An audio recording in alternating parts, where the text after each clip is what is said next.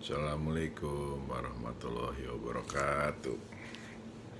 Semoga semuanya di seluruh Indonesia pada sehat, pada selamat, dan makin menemukan ide-ide di tengah kesulitan ini sehingga bisa mempunyai sesuatu yang baru ya untuk bisa menyelamatkan diri, keluarga, dan masyarakatnya. Kalau baca berita itu mulai muncul sekarang selain akan dibentuknya tim gugus tugas pemulihan perekonomian gitu kan, semoga juga cepat, itu bukan menghabisin anggaran tapi justru mengefektifkan anggaran, mengefektifkan dana-dana sampai ujungnya nanti sampai di tiap kabupaten gitu kan. Artinya jangan nambah orang, jangan nambah insentif gitu kan, tapi task force yang ada di pemerintahan ini terbentuk gitu kan sehingga pemulihan ekonomi itu bisa terjadi, sehingga ekonomi dan gugus tugas kesehatan tuh berjalanan seperti dua striker dalam pertandingan atau klub sepak bola gitu kan, sehingga dua-duanya bisa nyetak gol yang terus-terusan sehingga bangsa ini bisa keluar dari krisis ini. Kita baca 70% UMKM tuh dalam keadaan berat gitu kan saat ini. Terus kemudian juga sebelumnya saya sampaikan berbagai penjualan dari berbagai barang gitu kan, kecuali yang berhubungan dengan kesehatan dan makanan, rata-rata turunnya jauh gitu kan, termasuk juga industri pariwisata yang baru mulai ditumbuhkan lagi. Semoga pengiriman tenaga kerja ke luar negeri mulai berjalan lagi nih, untuk yang benar-benar aman dan benar-benar siap gitu kan. Nah, tapi yang ingin disampaikan sekali lagi bahwa ekonomi ini sekarang sedang menciut dan semoga ketemu jalannya. Pajak, PBB gitu kan mungkin ditunda atau dicicil atau di apa gitu karena kenyataan masyarakatnya juga sekarang kan sulit gitu kan. Tapi intinya pemasukan terhadap pemerintah itu berat, ini pasti. Nah, oleh karena itu di sisi yang lain semoga pengeluaran pemerintah sekarang fokusnya dua saja dulu gitu kan, kalau menurut kami nih, menurut saya, kesehatan dan pemulihan ekonomi. Nah, dan yang paling penting sekarang sudah bulan Juli, kejadiannya semua ini sejak bulan Maret. Beberapa teman gitu kan menyatakan bahwa apapun ceritanya, bagaimanapun kalau dikatakan masih ada kekurangan, termasuk juga insentif para medik gitu kan, insentif dokter, atau misalnya hal-hal yang dibutuhkan oleh mereka itu sebagai garda terdepan untuk pemulihan kesehatan, sehingga semoga segera disempurnakan prosesnya. Tetapi yang namanya bantuan sosial yang sampai ke masyarakat itu sungguh-sungguh sangat bermanfaat. Dan ini adalah ciri dari khas Pancasila, gotong royong, saling tolong menolong. Nah, Bapak Ibu sekalian, negara ini selama 75 tahun merdeka, di awal-awal semua masyarakat itu gotong royong membangun pemerintahan sehingga pemerintahan bisa berjalan. Di sela-sela tertentu kita melihat dan mendengar, membaca juga terjadi hal-hal yang dilakukan oknum-oknum pemerintahan itu menyakiti hati rakyat dan menyusahkan kehidupan rakyat, termasuk jebolnya BLBI, kemudian jebolnya sekarang ini Jiwasraya, dan berbagai kerugian yang triliun dari berbagai perusahaan negara dan yang lain-lain. Itu adalah fakta-fakta yang terjadi kepada masyarakat dan negara ini. Nah, tetapi di era 4 bulan ini, keberadaan negara itu walaupun work from home, dalam artian kegiatan yang sebelumnya kita pergi ke kementerian, pergi kemana, nggak ada orangnya gitu karena memang kerja di rumah, proses kurang begitu berjalan. Tetapi sekali lagi bantuan sosial yang sampai ke masyarakat itulah yang menjaga masyarakat tetap tenang. Nah, saya dengar kemarin sampai Desember insya Allah ini akan bisa berjalan. Bagaimana setelah Desember ke sana?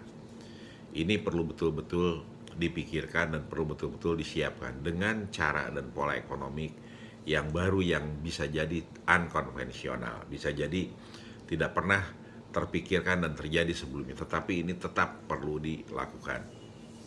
Jadi semoga kita fokus untuk mendukung, mendoakan, mendorong supaya ini terus tetap terjadi. Jadi kesehatan tetap terjaga, pemulihan ekonomi juga terjaga. Nah, di sisi yang lain gitu kan, tetap saja cerita,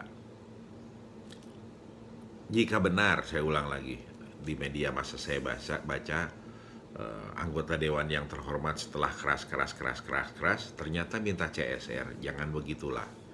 Kalau itu benar gitu kan, ini kan menurunkan marwah dan derajat sebagai anggota dewan yang terhormat kalau itu benar seperti itu. Walaupun saya hanya membaca sekilas karena tidak ada di lokasi itu, tidak ada ini, tapi tolong itu jangan. Kemudian juga ketika hari ini saya baca di sebuah media massa, penegakan hukum itu seakan-akan panggung sandiwara. Terjadi lagi perbedaan pendapat antara Jaksa Agung dan Menteri Hukum dan HAM gitu kan, di mana Joko S. Chandra itu seakan-akan ada tetapi tiada. Ada menurut pengacaranya gitu kan, karena datang ke pengadilan untuk melakukan PK pada tanggal tertentu, tapi di aparat negara kita seakan-akan tidak ada dan sampai hari ini tidak tertangkap. Kejadian ini adalah menambah beban setelah Harun Masiku yang sampai hari ini juga tidak diketahui berada di mana, dan mungkin nanti diketahui itu setelah semuanya, seperti kasus Novel Baswedan lah gitu kira-kira. Ini kalau berpikir yang saya ingin menyampaikan, jangan sampai justru seperti itu, karena kejadian-kejadian seperti ini gitu kan, itu akan menambah beban, di mana masih terjadi juga di kabupaten tertentu gitu kan, di mana bupatinya ditangkap gitu kan, ternyata persoalan uang pilkada yang begitulah artinya ya korupsi lagi gitu kan, artinya ada suap, ada apa gitu kan. Nah, yang seperti ini mohon dengan sangat, insan-insan yang ada di penegakan hukum, ada yang di pengadilan gitu kan, polisi, jaksa, hakim gitu kan, mohon dijaga yang seperti ini, jangan merusak kepercayaan, merusak komunikasi gitu kan, merusak kerjasama, karena saya yakin itu oknum itu juga tidak banyak gitu kan, karena jumlahnya saya juga nggak tahu, tapi itu adalah bagian daripada yang sangat merusak negeri ini gitu kan. Mohon itu tidak berkembang. Nah, kenapa saya sampaikan seperti ini? Karena dalam kasus perampasan tanah, termasuk Robert Sujasmin salah satunya gitu kan, selain Anis Sri Cahyani, Rusli Wahyudi, Busri Budi Kendi Budiarjo, kemudian Didi Karsidi gitu kan, Sami, kemudian Hari Kusmono, kemudian Ivon di Bontang, Yolanda di Manado gitu kan, ada Julfikar di Kalimantan Selatan gitu. Banyak sekali yang lain. Saya ingin sampaikan, itu intinya adalah ada hal-hal yang seperti ini. Apa yang seperti ini? Yang seperti ini itu adalah bukan kesalahan karena tidak tahu dan tidak mampu, tetapi ada indikasi ini adalah sesuatu yang dalam tanda petik gitu kan. Contoh misalnya pada Robert Sujasmin, kami dialog, kami buka, kami jelaskan gitu kan, mulai dari gubernur, 2 wakil presiden, kemudian dari Kementerian PAN menyatakan itu sangat kuat indikasinya memang kantor lelang negara ketika melaksanakan lelang itu benar. Tetapi kenyataannya Robert sampai hari ini tidak bisa memiliki tanahnya gitu kan.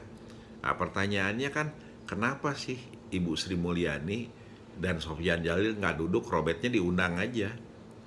Kalau perlu ada Pak Jokowinya di situ gitu kan, kalau perlu ada Jaksa Agungnya di situ, kalau perlu ada Kapolrinya di situ, dibongkar di situ siapa yang mesti ditangkap gitu kan, karena tidak mungkin barang yang sudah diverifikasi sebelumnya tiba-tiba jadi ada masalah. Ini pasti ada yang salah gitu kan, apakah di keuangannya lagi, di BPN gitu kan, atau di yang ngambil tanahnya perusahaan itu gitu kan, pasti ada salah. Nggak bisa kemudian tiba-tiba selama 30 tahun sampai hari ini Robert disengsarakan seperti itu gitu kan. Ketika dicek ke pengadilan gitu kan, di pengadilan katanya udah 2 tahun yang lalu PK, ternyata juga tidak jalan. Nah, ini kan jadi pertanyaan juga. Kenapa jadi pertanyaan? Karena sudah ditulis oleh Wakil Presiden Budiono gitu kan melalui sekretariatnya bahwa ada terlibat mafia hukum di situ dan mafia-mafia gitu kan. Terus masa tidak fokus gitu kan ininya. Nah, jadi kembali lagi negeri ini tuh sekarang sedang krisis, sedang kritis. Marilah kita jangan tambah lagi persoalan. Nah, tambah persoalan itu sengaja atau tidak sengaja gitu kan. Nah, tadi yang barusan tuh hal-hal yang kelihatannya sederhana. Saya menyampaikan juga hal-hal yang kelihatannya sederhana lagi. Di era reformasi itu sudah jelas diharapkan KKN, kolusi, korupsi itu jangan diulang lagi yang dulu sebelumnya terjadi dan itu merusak negara. Nah, sekarang banyak lagi dilakukan pejabat-pejabat itu rangkap jabatan. Kemudian juga aparat negara, aparatur negara, aparat keamanan ya, entah itu polisi, TNI, mulai masuk lagi kemana-mana. Nah, bukan tidak boleh kalau sudah pensiun atau berhenti gitu kan. Nah, itu kan pilihan gitu kan, masuk atau apa gitu kan memang dibutuhkan. Kenapa? Karena ini sudah jadi pelajaran di masa lalu. Dan mohon maaf, kalaupun banyak orang baik di kepolisian, banyak orang baik di angkatan, itu contoh dulu di Iran, di Filipina, bahkan sekarang di Amerika, negara demokratis.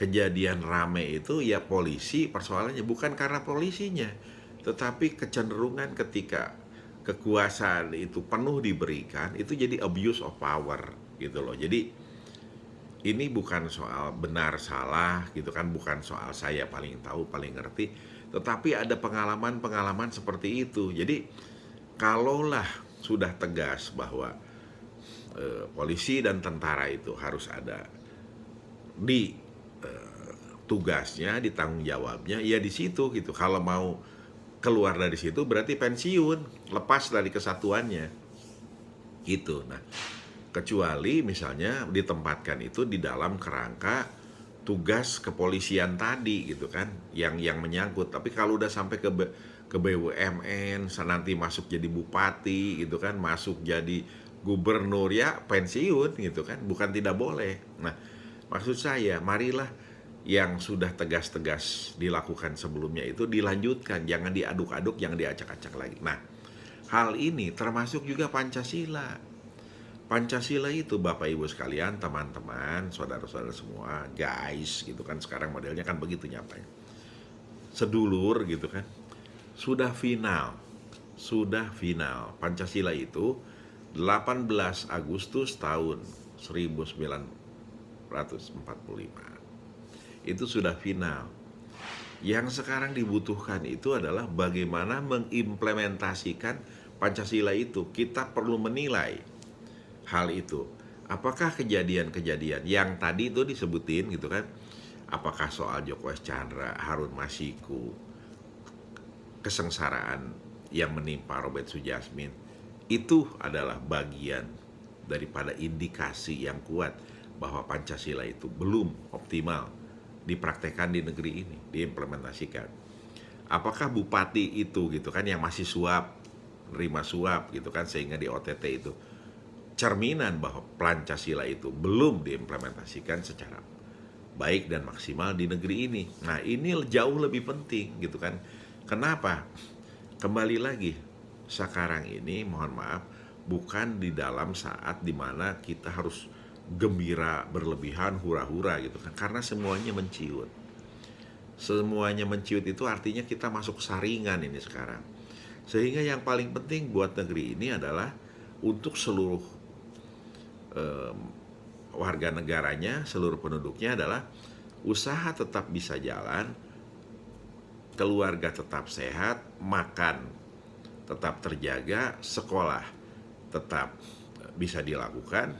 Nah, dan hal-hal yang paling menjadi kebutuhan, bukan keinginan, tetapi hal-hal yang paling substansial menjadi kebutuhan. kebutuhan dan kewajiban dipenuhi oleh pemerintah gitu kan, atau oleh diri sendiri, oleh kepala keluarga, supaya kita bisa melanjutkan kehidupan ini gitu kan. Nah, kenapa? Karena krisis ini, pandemi ini belum ditemukan. Nah, perkara pandemi yang terakhir, saya udah 2 kali tuh mimpi gitu kan, yang soal obat, soal apa. Termasuk saya berulang-ulang menyampaikan, eh, dulu waktu zamannya Pak SBY itu ada bensin mau diganti sama air gitu kan. Secara teori dan secara teknologi bukan tidak mungkin, tetapi ketika itu menjadi program yang seakan-akan dilakukan oleh presiden, resikonya sangat besar untuk gagal gitu kan. Karena kalau mau lakuin aja, kalau berhasil ya udah berhasil gitu kan. Karena itu dimaksudkan seperti itu karena ada industri-industri besar gitu kan yang pasti mencegah bensin ini digantikan oleh air gitu kan. Jadi bukan soal bisa enggaknya gitu kan, tapi soal bagaimana pertarungannya. Ini mesti dipahami. Nah, kembali kepada cerita COVID ini gitu kan. Kalau ada obatnya digunakan saja. Kalau ada pencegahnya dilakukan saja.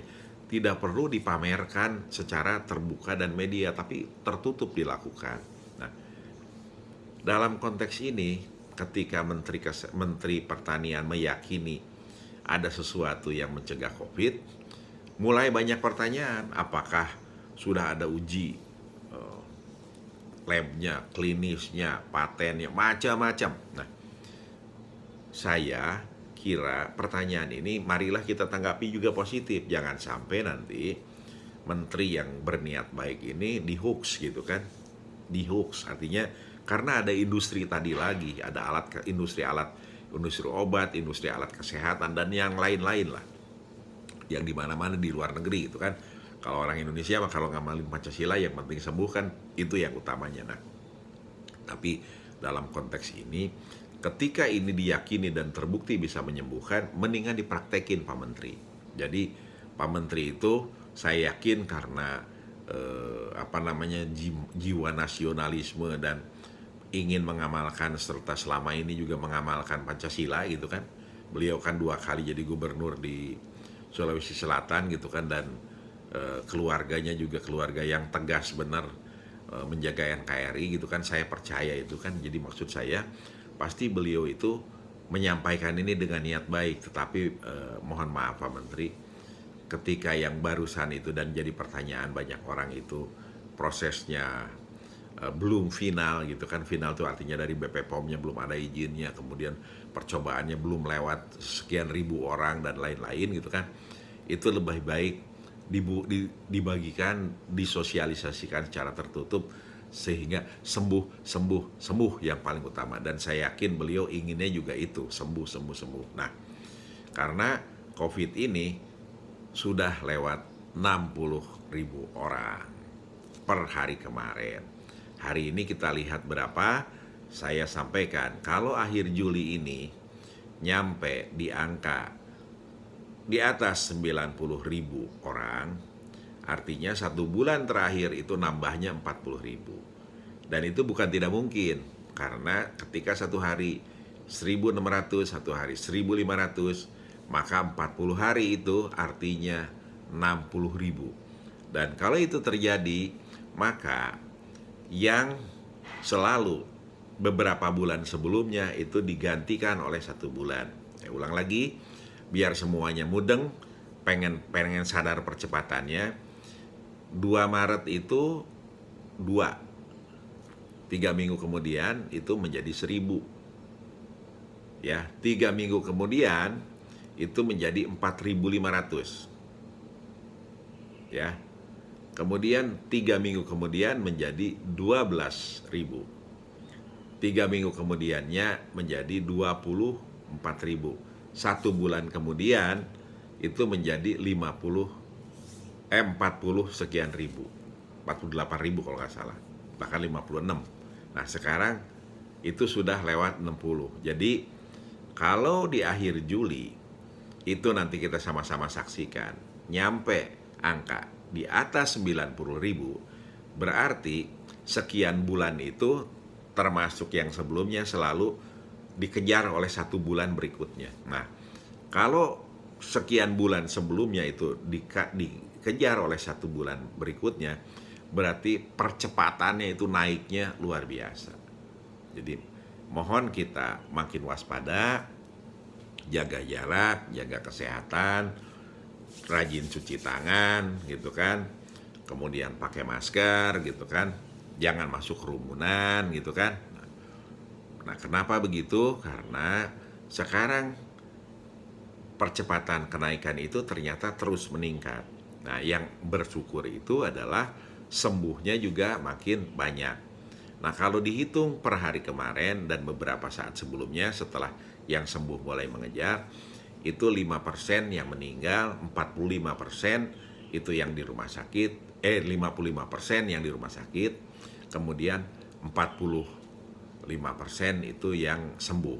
Nah, mudah-mudahan ke depan itu, karena kalau makin banyak, yang bahaya itu adalah yang 55% di rumah sakit ini, ketika jumlah yang tertularnya makin banyak, maka rumah sakit ini harus bikin bangsal apa dan lain-lain karena tempat tidur, pengobatan, alat kesehatan dan obatnya belum tentu juga ada gitu kan. Jadi ini perlu betul-betul kita bersama-sama mencegah penyebaran, kita jaga diri karena dengan komposisi 5% meninggal, 45% sembuh gitu kan.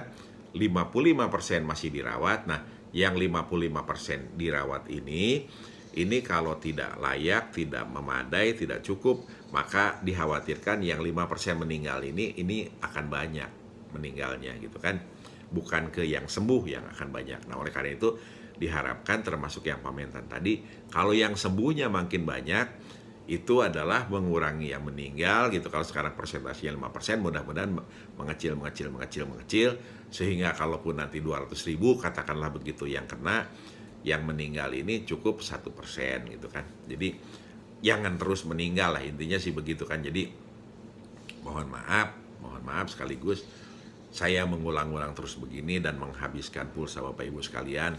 Saya juga minta di-subscribe, saya juga minta dikasih jempol gitu kan kalau menarik gitu kan, biar oh ternyata, termasuk juga dikasih komen gitu kan apa yang dibicarakan ini. Karena niatnya adalah ini saling berbagi informasi, berbagi pemikiran supaya saling percaya di antara kita sesama anak bangsa ini muncul karena kita masing-masing menyampaikan fakta-fakta yang perlu diantisipasi dan ide-ide yang mudah-mudahan berguna gitu kan. Kemudian juga yang kedua itu adalah komunikasi itu memang tidak bisa dibeli, termasuk juga saling percaya. Maka dengan dialog seperti ini mudah-mudahan tumbuh saling percaya dan kita bekerja sama pada tahap yang ketiga itu menyelesaikan persoalan COVID ini di Indonesia, sekaligus juga persoalan ekonomi yang sekarang belum ketemu gitu kan, karena tadi sudah sampaikan di awal. Jadi demikian, semangat terus Indonesia, kita doakan para pemimpin kita gitu kan, supaya sehat, supaya semangat.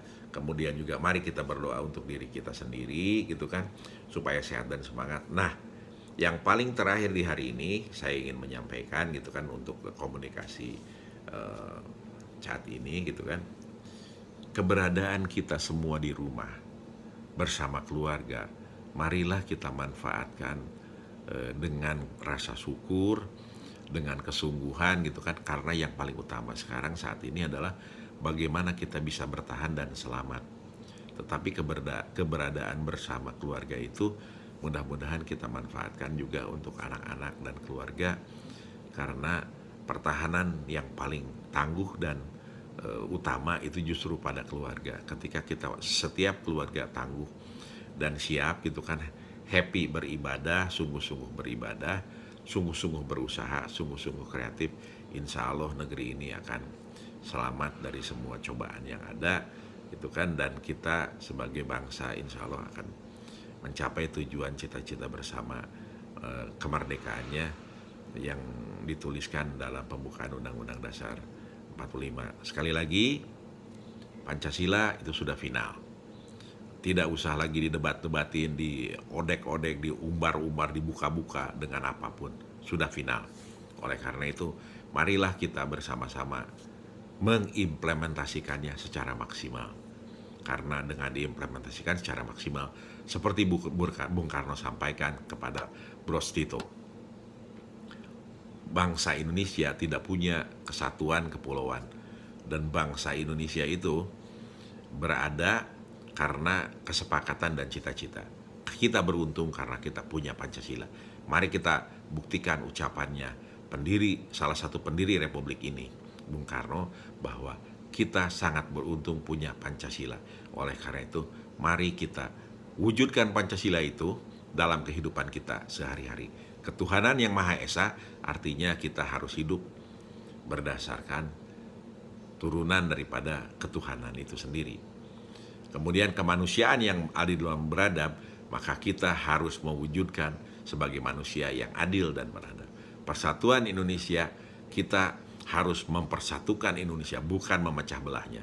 Kemudian kerakyatan yang dipimpin oleh hikmat kebijaksanaan dalam permusyawaratan perwakilan, maka kita harus membiasakan diri mencari hikmah kebijaksanaan dengan melihat berbagai pemikiran, berbagai wakil-wakil masyarakat yang ada, menyampaikan kebutuhan, pemikiran, dan yang lain-lainnya. Kemudian semua itu harus menjadikan keadilan sosial bagi seluruh rakyat Indonesia. Demikian, terima kasih, selamat pagi.